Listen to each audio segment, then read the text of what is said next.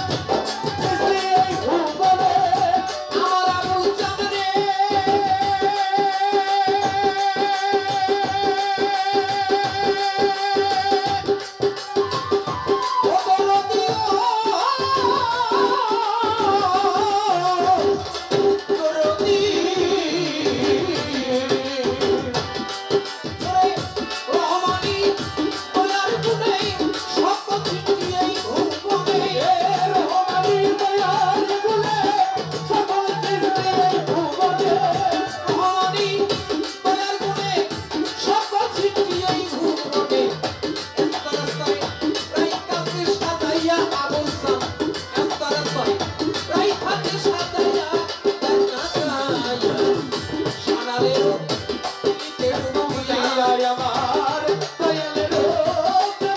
দুনিয়া দেখনা চাইয়া দয়ালের দুনিয়া একবার শহীদের সাগরে দুনিয়া দেখনা চাইয়া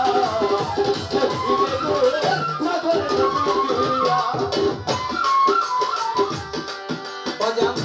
আল মোহাম্মদ প্রাপ্ত যারা নূরের বিকাশ পাইছে